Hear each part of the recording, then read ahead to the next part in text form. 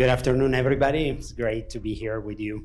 As I said, my name is Alessandro Muti. I'm a fellow engineer at WeWork. I influence the whole technology architecture for the whole company.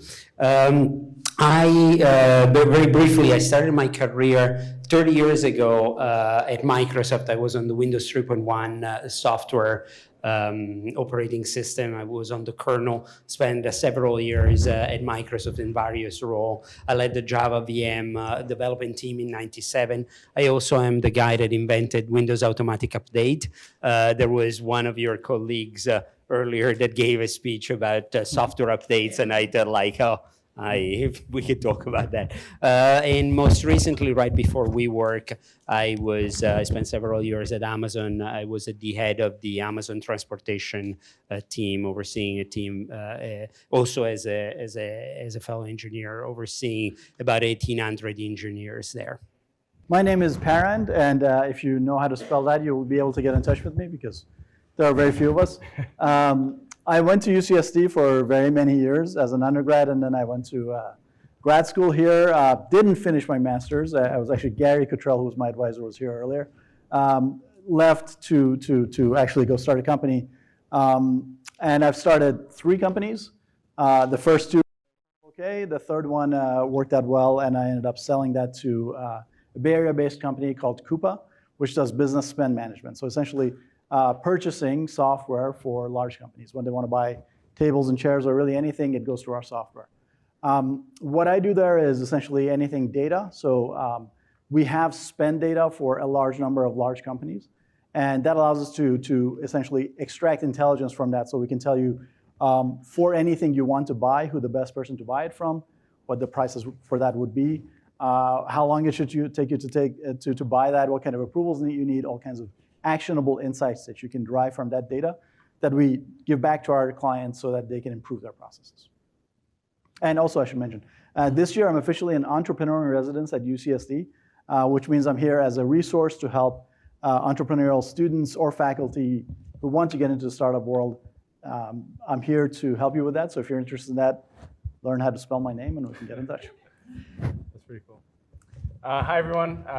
As said, my name's Ryan Shalou. Also, if you can spell that, I'm probably the only one. I'm a senior software engineer and tech lead at Appfolio. I go here to UCSD, graduated back in 2015. Originally went, all my internships and whatnot were up in the Bay Area, and so naturally went up there for a year after graduation, and absolutely deeply missed San Diego, so quickly came back down here. I've been with Appfolio ever since for the last almost 4 years now. Senior software engineer and tech lead is an interesting spot because it's a transition kind of from in the weeds and writing code every day to more of a managerial role, higher level things, directing the ship rather than paddling the oars. And so it's a really interesting spot for me to be in, and I'm really enjoying it. Wonderful, thank you. So I was also asked to give a little bit of insight on my end. I actually came to UCSD after 10 years in industry. So my first job in industry was to design chips. I designed chips for Altera Corporation. After that, I worked at HP, more on low power systems. That was 6 years, all in Bay Area. And then I saw San Diego, and the rest is history. I came down here in 2005 and have been teaching embedded systems grad classes and undergrad introduction to digital design. I very much love working with students. In fact, the top reason why I went from industry to academia is because my favorite day of the week at HP was the day that I worked with students at Stanford. So I decided to flip the schedule, do mostly students, and then visit companies periodically. And that actually brings me to the second question. What do you most like about your current role in your company? Very good.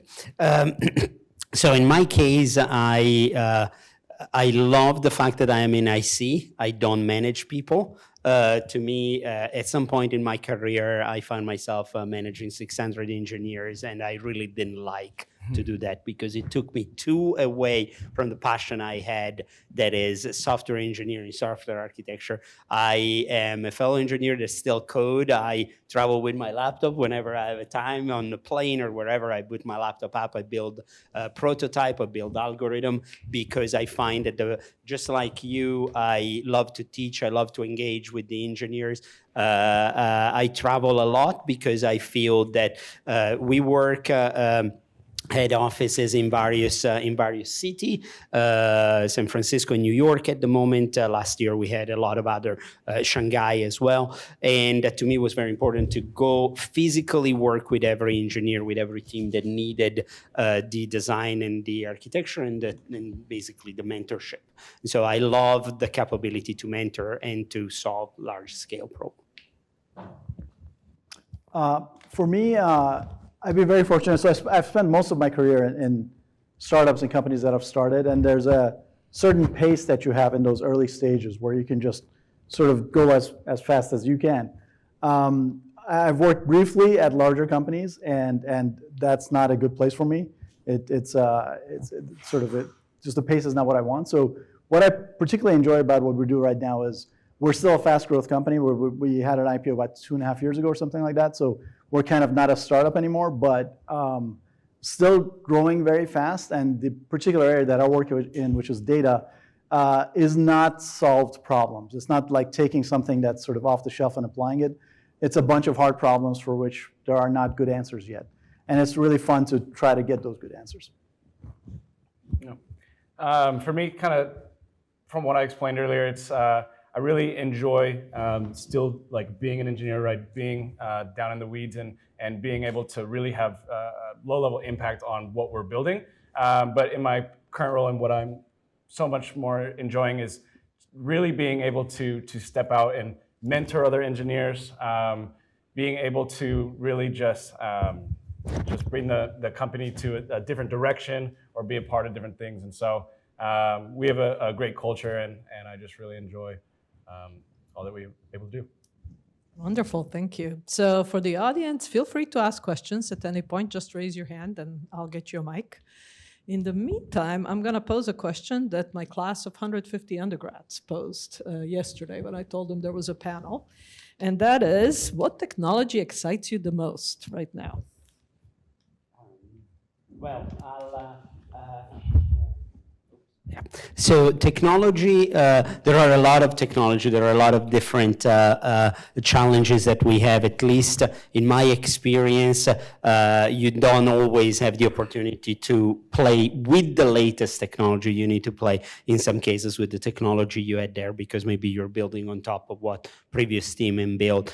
I do think that the area where I enjoy the most is really cloud architecture type of system, the moving away from the standard monolithic type of system, moving farther the service-oriented architecture, moving into true microservices that a lot of people still confuse service and microservice, and the architecture are actually not right, and really move into a functional type of architecture in which you strings together the various transforms that you build to modify your data from the way it's really stored in your store to the consumer that need to effectively consume the data without making the mistake of tightly coupling the user experience with how the data is actually stored or represented. And so that is one of the areas that I find the most exciting right now. For me, my background is machine learning. So I used to do what they call now deep learning. I used to do very shallow learning to match my personality. And so that area has grown so much, and there's so many interesting things. I have attempted to try to catch up with some of the academic literature, but just again, the pace is there's way too many papers. So I actually tried to collaborate with some students at UCSD just so they could read it and explain it to me.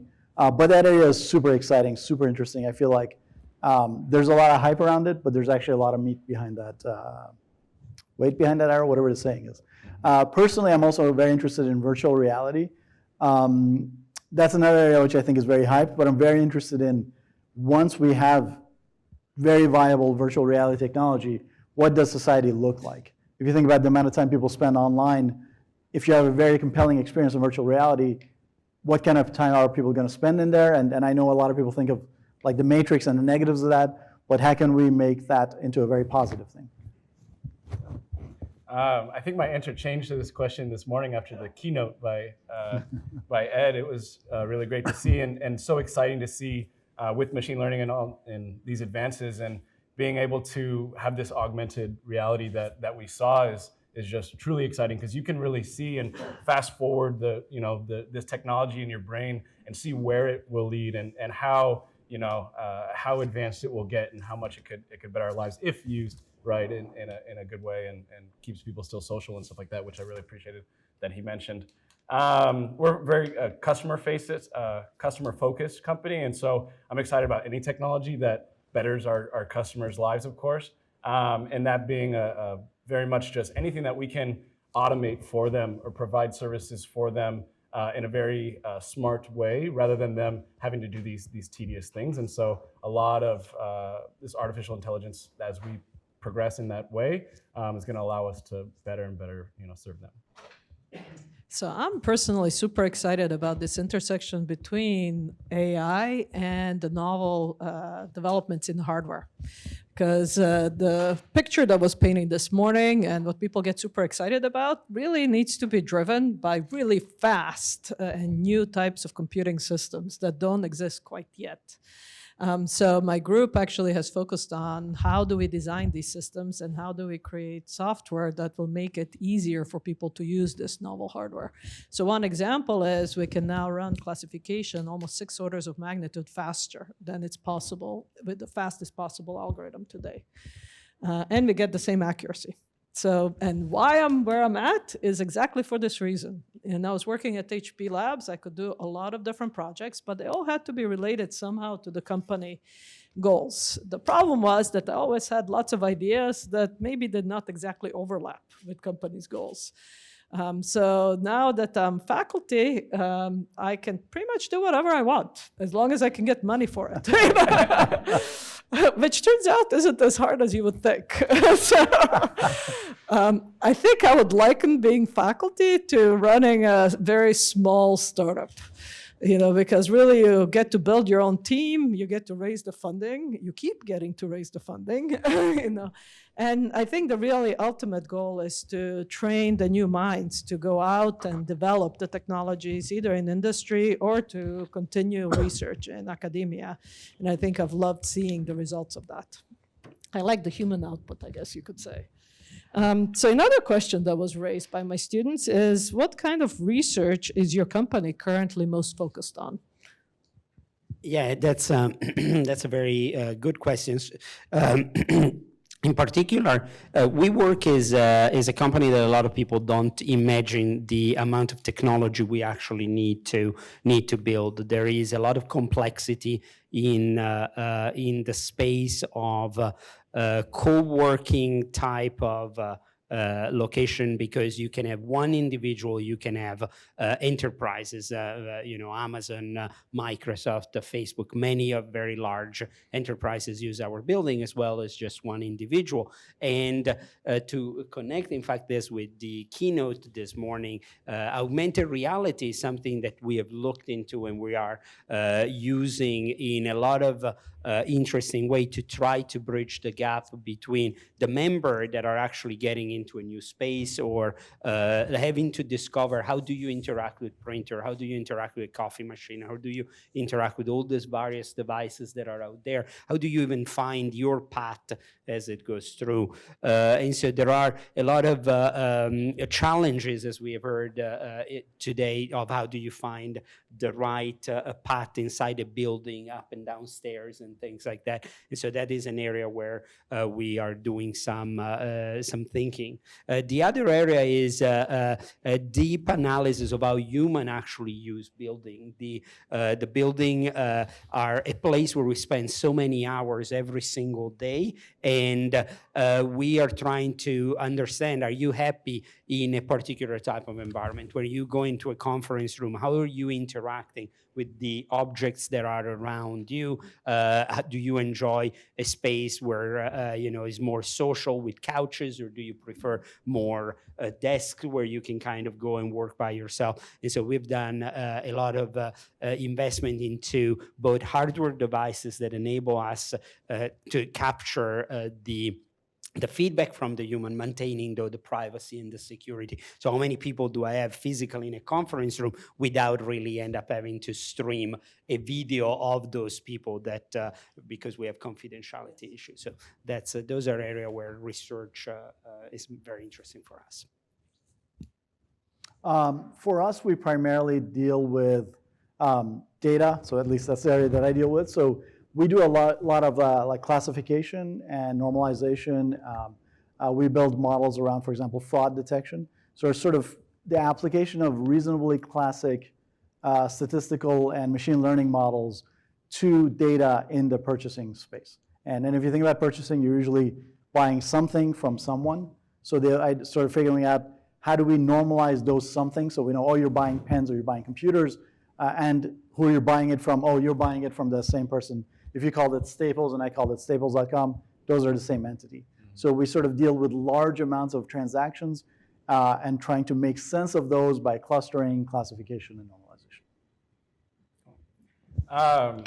For us, like I said, we're interested in really looking into and researching different ways that can automate our customers' lives. A specific example would be we have a software as a service for web app for property managers, and property managers spend a lot of their time dealing with giving showings or showing appointments and whatnot, and so they'll spend a large portion of their time that they're not actually quote billable hours dealing with showing people these apartments and whatnot, and just the administrative part of texting people back or all the logistics there. And so one of the main areas that we have is an app that we have called Lisa, which is a automated property showing chat bot, if you will. And so there's a lot that we're going into to try to better and better our ability to automate that process for our customers. And so when someone reaches out for a showing,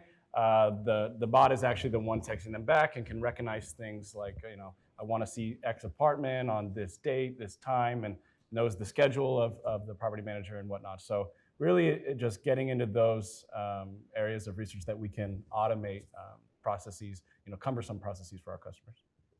Wonderful, thank you. So one question that comes up very often when you talk to students is, how did you get to engineering in the first place? And furthermore, what got you into research eventually?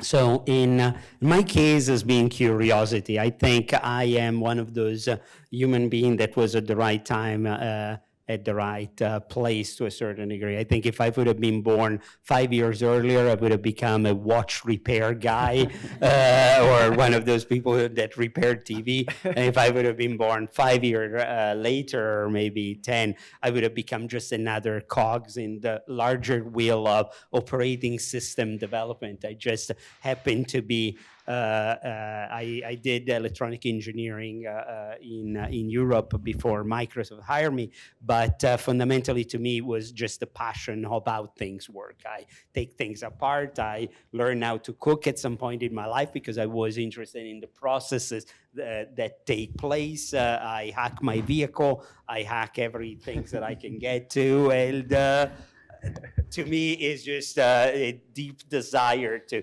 break things apart. I've broken more things than I've fixed, I've got to say.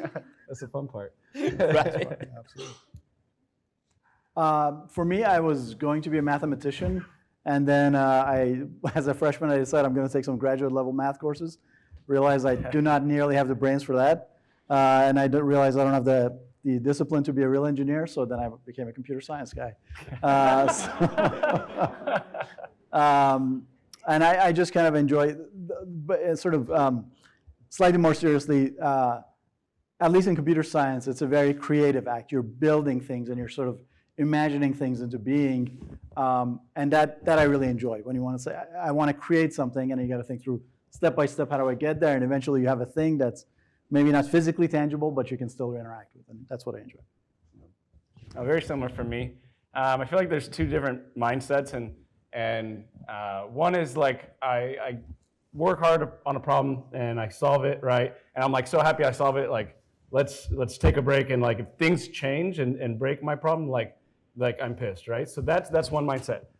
My mindset, and I think what draws me into computer science is like the fun part is the challenge. When the challenge is done, that's boring, right? So like getting like let's have things change faster and faster and faster, which especially in computer science happens very, very quickly. We were talking at lunch about, man, something built 5-10 years ago could be ancient. And so I think that mindset certainly led me towards this, and just wanting to build things, wanting to make things happen that didn't already exist. If I wanted my phone to do a certain thing, I wanted to go make it do that thing rather than purchase this app or that app that might do something similar. And so before even really knowing computer science as a thing, it's like, well, how do I just go make this thing do what I want it to do? And that's just kind of led me every step of the way.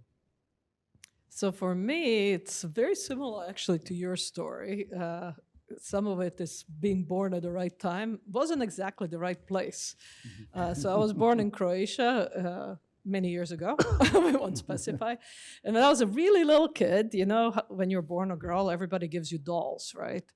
The problem was I really didn't find dolls interesting at all. What I was curious about is how do you build a doll? So literally every time I would get one, I would take it apart and look how it's built. And to this day, if you visit my grandpa's house, you'll find a little box with doll parts that have never been assembled. A little while later, my mom took me to a library. That was when the first computer arrived to Croatia. And she was there to look up some stuff from chemistry. She's a chemist. And I was there because, she had nothing better to do with me, essentially. And there was this terminal with green letters on it that were blinking. So I thought, oh, this looks kind of interesting. And the next thing I know, I'm learning how to program in BASIC. And a little while later, I had been spending many a day taking first a bus and then a tram. Took about an hour to get to that same terminal so I can continue playing and tinkering. Took another 2 years before I convinced my parents to buy a computer. After they bought a computer, I promptly played with it, of course. Got all the games you could get. Realized that I couldn't finish my favorite game because I kept dying about halfway through.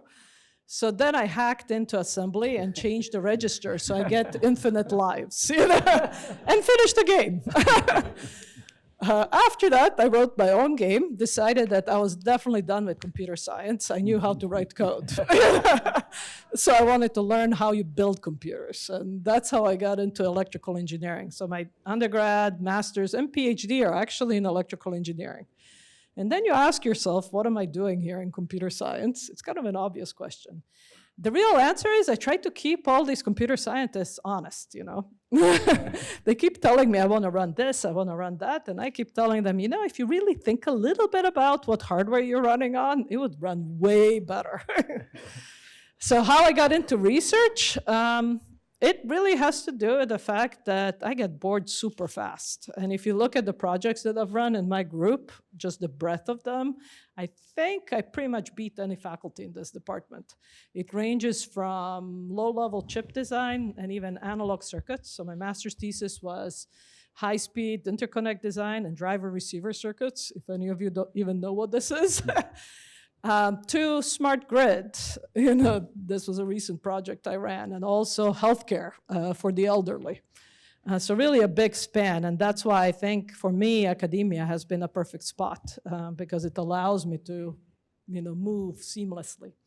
It also allows me to work with incredibly smart students from various backgrounds. So my group is generally about half computer science, half electrical engineering. With some others sprinkled in. I have an economist in my group. I have a couple of mathematicians. I had some computer science students. I had one mechanical engineer, one material science student. So it's a lot of fun in my group. So anyway, that is how I got into what I'm doing. Yeah, go ahead. I'd like to hear, probably mostly from Aaron, is because I live here in San Diego but work in the Bay Area. Yes. I'd like to hear your mindset, mind sample on the startup community and the industry of the local community here. Absolutely. Should I get into this now, or do you want to go through? Okay, so this is an area that's near and dear to my heart. I really like San Diego. I've actually tried to move a couple times, but I just really like San Diego. So I want to improve the environment here.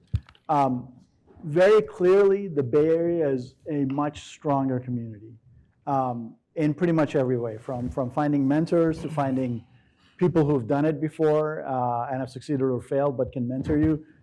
Funding, if you want to scale your company, everything is there and set up for you. So the obvious answer is Bay Area is a fantastic environment to work in. On the downside, it's very expensive and it's very, very competitive for talent. Even for us, we have a hard time attracting the talent that we want because there's just so many people vying for that talent. The flip side of it is, if you actually want to start a company, there's really nothing standing in your way. San Diego has well more than enough. If you actually look at it, the Bay Area is kind of the example that everybody gives, but if you move past that, then San Diego is one of the best places to start a company. There's a tremendous amount of talent, there's a very good amount of funding, and you can really get very, very far here. And at least in the earlier stages of your company, you have a distinct advantage because it's much less competitive to get the talent that you want out there. In the Bay Area, you really have to kind of compete with everyone. Here, there are less fun things, so you get to grab the good people. So I think San Diego's, and really, if you look at the growth of the startup community in San Diego in the last couple of years, it's been fantastic. So I'm very excited by where we are and where we're going. But yeah, Bay Area still leads us. So Paul, give me some examples, please, Of startups that you think highly of around San Diego. There's a startup called Soci. I don't know if you've heard of them, SOCI. They manage your social profile. So it's actually a gentleman I know who's a founder. They just raised, I think, $15 million, like yesterday or something like that. There's a number. There was a hardware acceleration startup for a machine learning chips that Intel acquired a couple of years ago. There's a good number. I haven't kept them in touch as much as I should, but there's a good number of them out there. Yeah, there's a company that was acquired by Illumina 2 years ago for $100 million. They accelerated sequence alignment in FPGAs. I would say, so when I was coming down to Bay Area, from Bay Area here, I actually also had an offer on partner track in one of the top Sand Hill Road companies.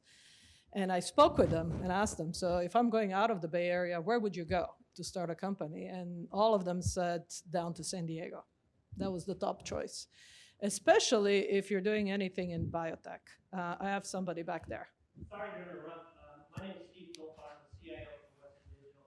On the startup question, there's actually quite a few incubators in San Diego, Nexus, EvoNexus, etc. There's a whole bunch of those. If you go to those sites, you'll get a lot of details on, it is a very robust startup. Sorry to interrupt. Problem, thank you. And since we are on the startup question, one question that students often have when they come see me is, how do I figure out where I should get a job? Should I go for a startup? Should I go for medium-sized company? Should I go for big company? What are the trade-offs? What kind of personality, and what type of interest best matches these different companies? I think you're probably going to get a different answer by every human being that exists in that sense. I personally think that everybody should go to both a small startup and a big corporation if they have the opportunity to see how things are done. You learn a lot of things in both cases. I myself had a couple of 3 startups of my own, one with a successful exit, 2 that were fantastic balls of fire that came through. But in my particular case, I felt that working with large company, multi-billion-dollar type of company, even if they're called startup, right, does suit my type of interest better. I build better architecture. I have more engineers that are available. I can go and create new technology. I can create partnership with other companies that otherwise would not even get me through the door if I have that capability. And so I find that having a company with an executive team that understand the power of investing in the future, not just the next 6 months, is where I find the best environment for me, because I can create just a little bit like you. I can go play in area where another company I wouldn't be able to do it, and that's it. But absolutely, corporation teach you processes that otherwise you might never learn, and startup teach you how to just do the thing, string your Cat 5 in the middle of the night through the ceiling because you don't want to pay somebody else to do it, because they're charging you way more than you're making at that point in the company. Yeah, for me, it's actually kind of an easy answer. Everyone should go to a startup. Everyone should start a startup. If you don't want to do that, then join a startup. Because you can always go to industry. It's out there, and those are out there. As someone who's an undergrad and then you're graduating, you're kind of living the student life anyway. Hopefully you're not taking out too many loans. You're kind of living a frugal life. That your earning potential at the start of your career is much less than 10 years down the line, so your opportunity cost is lower. At a startup, you will learn so many things so quickly in pleasant and then extremely unpleasant ways as well. But it's sort of like a boot camp, and you will learn things at a pace that's impossible anywhere else. When we started my first company, I was about as clueless about as many things as you could possibly be. And then very quickly you learn how to negotiate contracts, how to raise money, how to clean the office, how to do HR, all of these things. That pace and that amount of learning you can cram into 1 or 2 years will take you about 10 years to learn elsewhere.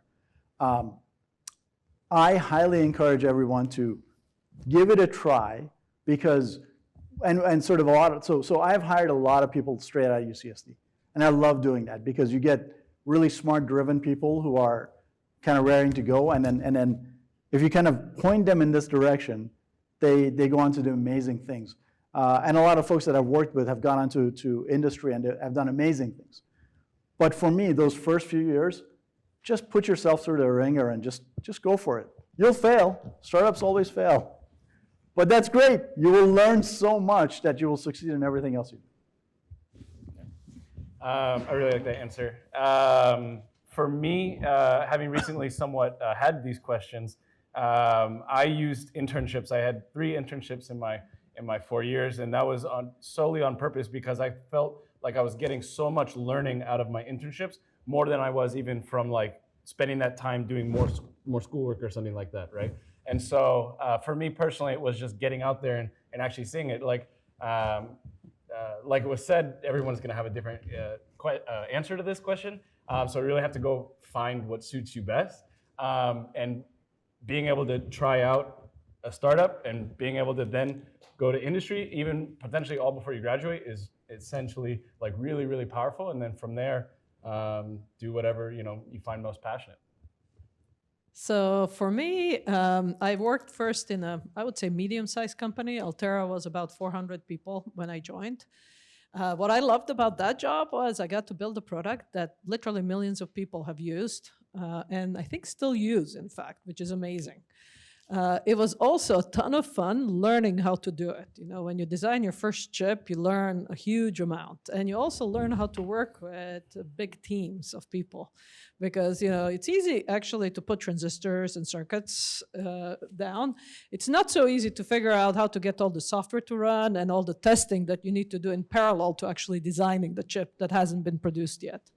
And so I think that was fascinating to me. What was challenging is that when you actually have success, which is great, then they want you to do more of it. So if you're the type that wants to do more of it, it's great. If you're the type like me that enjoys learning the first time around and then needs something entirely different, then it's probably better to be in research like I am. When I was at HP, I think, as Alessandro mentioned, the impact you can have as you build a large team is way bigger than anything I ever thought was possible. I found myself negotiating with other big companies, making deals and creating products that, there's no way I would have done at Altera. So I think that was amazing. What I found challenging is the administration and all of the red tape that you run into is also quite impressive. And I think that's where I learned that there is a personality that works really well, in big companies or big institutions. And I also learned that that is not my personality. So, I think, the startup people, I would say, my personality is definitely closer on that side. Academia is kind of a weird blend because, UC is a big administration. If you think HP had a lot of red tape, this place got way more. On the other hand, as faculty, you can be pretty well isolated from most of it. So you can run your little own startup, without necessarily having to worry about most of it. So I've really liked the balance I have. So I guess the question I have for you guys is, when you first got your job, what did you find most challenging or most difficult? And what do you find most difficult now?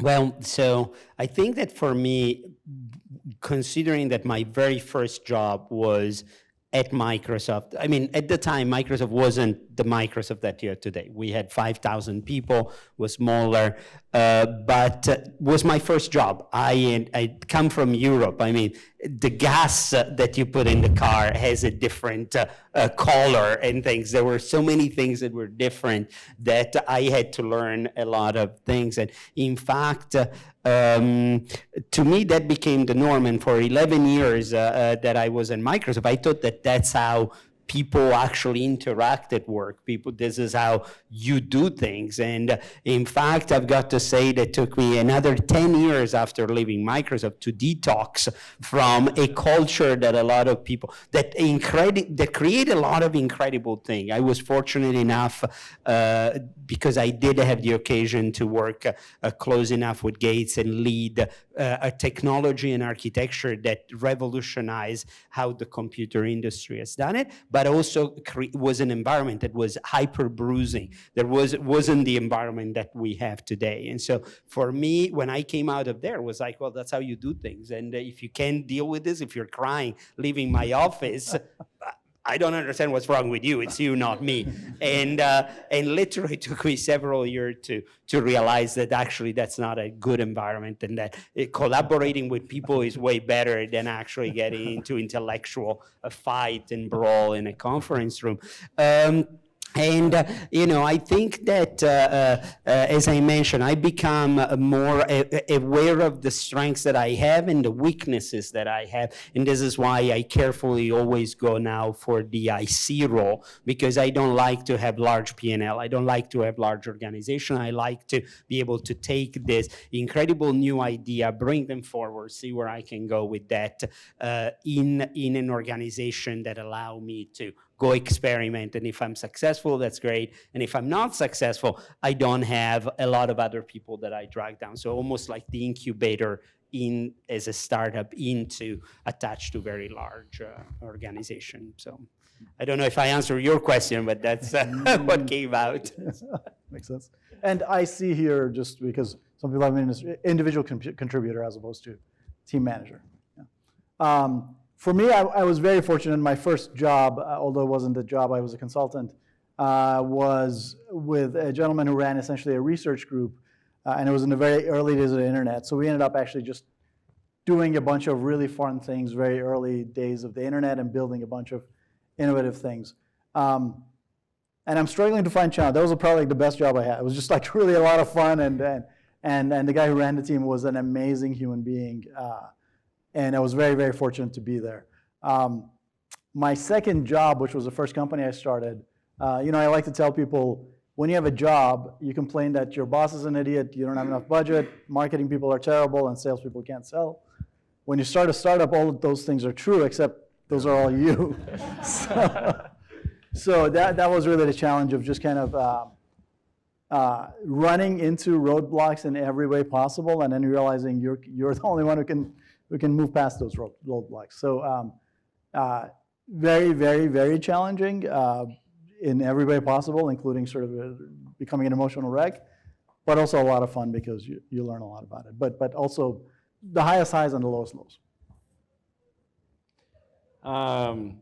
For me, as a new grad and getting a first job, especially in software engineering in the industry that we're all in, the biggest challenge for me and what I see a lot in a lot of our new hires is really understanding how much impact that you can make even from like your first year with a particular company. It's really challenging because you might think everybody here has these policies in place or these frameworks set up in a way that's so perfect and what do I know to change them, but you end up seeing a lot of inefficiencies or things that you might want to challenge. And at first, I think the most difficult thing outside of course, learning maybe a new tech stack or learning even how to do the job is just understanding that you can actually have a very big impact. And the ones that see that sooner than later are the ones that end up really excelling quickly and making that big impact.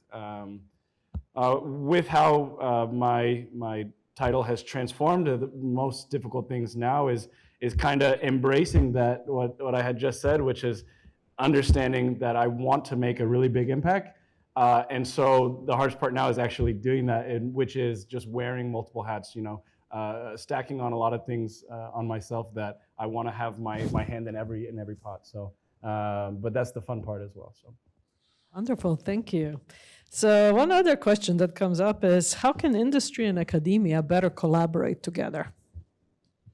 I think that's a very interesting question, and I personally think that there isn't enough collaboration between industry and academia. I love to participate in events like this. I love to participate in conferences that are mostly poster presentation, because I find that there is always some researcher that has cracked a very tiny part of an algorithm that maybe I can take and bring forward. Maybe I have the data that they don't have and they need to actually potentially validate some theory. And so the partnership that can start are huge, but somehow it's not obvious. It's unless you have a net promoter inside an organization that says, I have had positive successes with this and I do see the value. Generally speaking, people don't do that. They don't start solving a new problem by going and say, hey, what paper have been published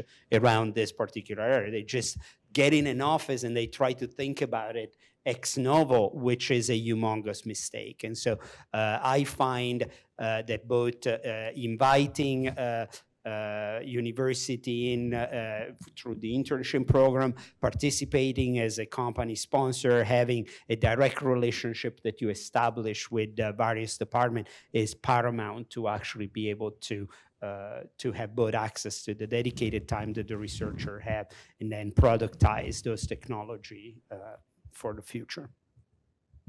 Absolutely. So one of the ways that industry and academia collaborate is sort of internships, although it's sort of a little informal, which you mentioned you did quite a few of them. I highly recommend that. I ended up not doing that many internships as an undergrad, and that was a kind of a stupid thing because I had no idea what was going on. Internships are great. Choose them carefully and work with teams that give you real opportunities. Other collaboration we've worked with were, for example, we funded graduate students to do research, which has sometimes worked very well and sometimes less well. And I think it's mostly around alignment of interests. Sometimes a grad student's trying to publish papers and get an academic job, and then it's sometimes hard to find that area of joint interest. And sometimes a graduate student is looking to go into industry, and then you can give them a real opportunity. As you mentioned, maybe you have the data or the systems that they can apply their research to, and those tend to work very well.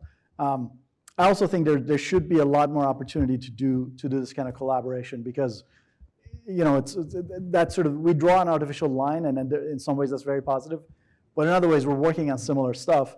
Often companies are not visionary enough, or they just don't break off enough bandwidth and mind share to think about the hard problems. They just solve the solvable problems, and the other ones they just push off and don't think about. Those hard problems are areas that really academia could come in and move the needle on. So I think there could be a lot more, and I'm looking for more ways to do that. Yeah, agreed with both of those. I think it's a question that I come here looking to answer for myself. I don't really have too good of an answer, because I think but the more that we can do things like this and see that, you know, it's not two paths going in opposite ways. There is a common goals that we can find, of course. And being able to apply, I think that hits it on the head too, is like, how can both come together, like having the data in the real world application of certain research things rather than just theoretical or trying to get to, you know, 100% accuracy. Whereas, you know, in a practical world, let's like involve a lot of other things that maybe, you know, certain different aspects of success are the case. And so just always looking to find those things and do things like this. So one of the things I found very helpful actually was way back when I was a student at Stanford, I actually worked also part-time at HP.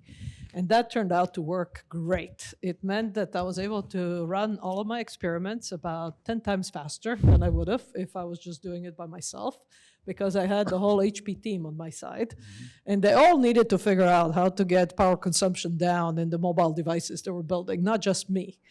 On the other side, you know, they didn't have the bandwidth to think about the novel algorithms that I had the bandwidth to think about. And they didn't have the connections that I had at Stanford with some of the top minds in the world who are looking at how do you optimize and how do you model human behavior and so on. So putting these two pieces together turned really valuable for me personally, and it was a ton of fun on top of that. It meant that I could finish in 3 years, and this is large reason why I ended up staying in at HP afterwards, because I was able to continue that same partnership, but now from the other side. You know, I was able to start funding students and then hiring students. Actually, some of the early ones were from Italy, in fact. And I think it was fun to see that as an employee at a company, I could actually help direct research to some extent and create an environment in which both the student, the faculty, and the company benefit. So when I came to UCSD, I recreated that to some extent, you know, especially with the companies that are relatively close to us. So my first student worked extensively with a local company and ended up patenting, I think, about 5 or 6 patents. She's now in academia, but some of her work has gone on into products that this company still sells. So I think this can be done. It does require a slightly different mindset. You know, you have to be a little cautious around intellectual property. You know, you have to make some plans around that up front. You have to also be a little clear on what the expectations are, because company cannot expect a student to deliver a product. That's not going to happen. You know, and student really should not expect to have access to everything at a company. You know? So I think you have to kind of have reasonable expectations, but when you do, then it can be incredibly successful. So when it comes to tech transfer. Let me actually add a little bit to that, because I think you touch on something that is critical, that is probably a big blocker in this transfer, that is intellectual property. Because at Amazon, for instance, with the incredible resources that the company has, there is a strict policy of absolutely not engaging with anybody external, to the point that, you know, we rather wholesale in a whole research team of people from a very famous university that have got hundreds of patents in ways that are, you know, incredible. And just the company says, fantastic, do this, but you cannot publish paper, you cannot continue collaborate with the university, just because of the fear that Bezos have of losing an edge over the intellectual property. And I think that need to be solved. There need to be something that potentially need to be put as a framework that is a general engagement framework in the industry, so that you don't have this either people that want to do it or people that simply shy away. Amazon collaborates with industry by hiring people from the university, including several from UCSD. Some of the professors from here are now at Amazon. So what else do you think would help with tech transfer? Well, the IP and IP, you know, a proper framework in which it's very clear who gets to maintain some of the royalty and some of the value that exists, right? Some of the, you know, even things that are trivial, like the one-click buy that Amazon had, company tend to defend and protect so deeply around. And so I think that is a core area. There is this perception that if you collaborate with a research organization, you're going to have to yield some of the advantages, and perhaps some research organizations are more they have better contract and they have a better legal protection because they get to take royalty, the company get to take royalty, but they don't care too much about really truly sharing that with the rest of the organization. I think that to me, though, in practice, the IP, I end up always running into some lawyer that says, stop, fair, nothing can be done here until we figure it out. And they don't have the capability to even understand what we're working on because they're not lawyers that are working from the university side. And so they are just used to business type of transaction versus the complexity of those. I think you nailed it there, because the big concern is IP, and the big concern is the attorneys. Once they get involved, then you're going nowhere forever. So just kind of a cookie cutter agreement that's very simple and can be executed in a short amount of time would be tremendously helpful. So you can say, or at least I know what I'm dealing with. We collaborate. These are the terms. I don't have to think about it too much. Okay, so are there any questions from the audience? I still have a bunch. Go ahead. So I've been working on a startup for the last year, and one of the problems that I ran into was staying motivated, especially when the results aren't positive or you're not getting significant results. So I think one of the questions I have is, how do you stay motivated and inspired to keep working even when you're not getting the results that you want? I have there's I hate doing sales. I'm really not very good at it, but I've had to do a good bit of it, and I've gotten better at it. I have a friend of mine who's passionate about it, and he says, every time somebody turns you down, that's one more of your, you have to hit like 10 people or 100 people before you get a yes. You just went one step further. Every no is a step in the right direction. That's not a good answer. Bottom line is you have to be unreasonably optimistic. You have to believe everything in the real world will point to you not to it failing and to this not working for you. You just have to have the belief. And then you have to couple that with the ability to actually realistically look at what the market's telling you. So sometimes you believe very, very strongly and you have a vision, but it's not a vision that the market's ready for, or it's just a wrong vision. So you have to have an unreasonable faith that it's going to succeed, while also realizing you're probably wrong and it's not, and you don't have to change direction. I don't know if that makes sense, but basically that's what separates. There's a friend of mine who his first job was at a startup that succeeded tremendously and had like a $2 billion exit. And then through the next 20 years of his career, he tried to do that, and he failed 5 times. And on the 6th one, he succeeded and he made a boatload of money. So I don't know if there's any kind of motivational thing I can give you other than, yeah, you just have to be unreasonable. You have to keep going. My suggestion to somebody that has a startup is that at some point, which might go a little bit against what his suggestion is, because you obviously have to be super, a true believer in what you're doing. But at some point, I think you need to ask yourself, do you want to be king or do you want to be rich? Because the implementation of where you take your startup will go clearly in different direction.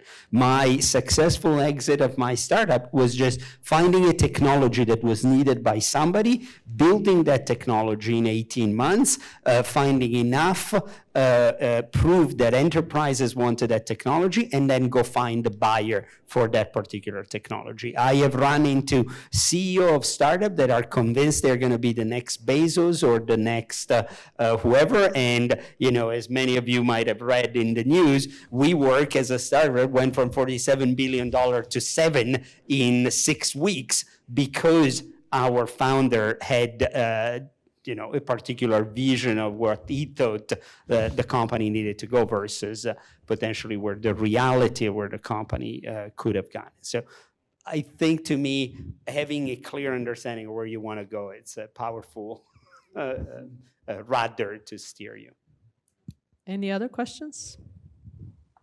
I'll tell you this, I know a lot of very successful founders, and they're not nearly as much of a genius as you imagine them to be. They're just regular people who kept at it.